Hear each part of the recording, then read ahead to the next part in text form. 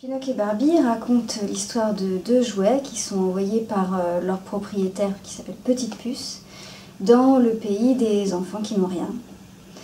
Et la pièce raconte leur voyage vers ce pays différent qui est le pays des enfants qui doivent se battre pour vivre. On a eu un vrai coup de cœur pour cette pièce parce que elle s'adresse aux enfants, donc nous c'est notre choix de public déjà.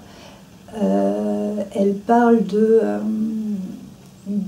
d'un apprentissage vers un monde un peu inconnu mais en fait qui est très proche de nous, qui peut être en Afrique, dans les pays du tiers-monde ou juste notre voisin de palier, ces enfants qui n'ont rien. Les enfants ce sont des spectateurs en devenir, ce sont les futurs citoyens et de pouvoir participer à cet apprentissage-là, c'est vraiment chouette et c'est ce qu'on désire.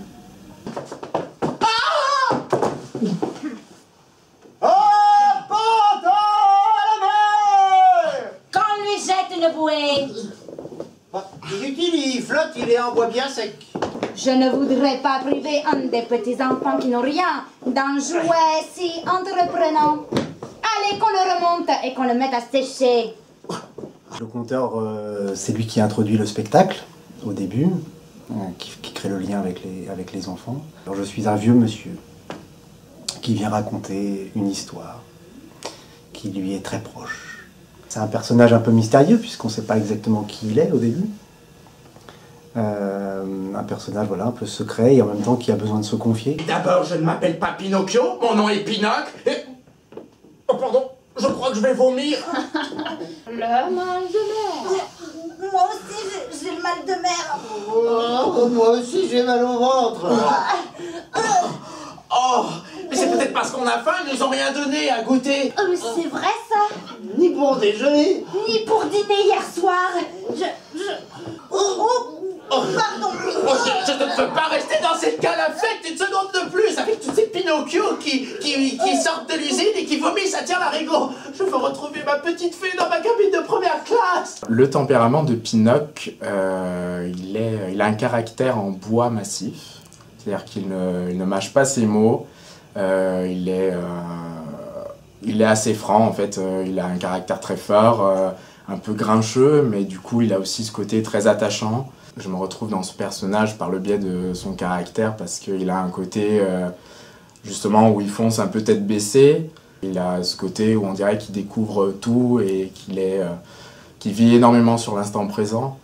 Et voilà, très naïf et du coup très spontané, très authentique. Qui a demandé el capitaine? Moi? Et que lui veux-tu toi? Pas toi, moi. C'est vous le capitaine? Affirmatif. Alors mon personnage, Polichinelle, dans la pièce, c'est un vieux jouet. C'est un vieux jouet fatigué et qui se fait un peu moquer par les autres parce qu'il est vieux et un peu cabossé. Il est revanchard et il va profiter de la situation pour piquer un peu ses camarades de jeu, de chambrée. Ça m'amuse de jouer ce genre de rôle de méchant. En général, on ne me met pas dedans. Et là, pour le coup, je suis contente de faire ces rôles un peu plus durs. Je suis assez blagueuse, alors je pense que je pourrais m'y retrouver bien. Kim, une piqûre! Oh non, non, pas de piqueur, pas de piqueur! Mais Pinocchio, c'est moi, ta Barbie chérie. Calme-toi, mon Pinocchio. Je vais rester à tes côtés et te tenir la main jusqu'à ce que tu t'endormes, d'accord? Oh la fille, oh le bébé. Tu vois? Laissez-le tranquille!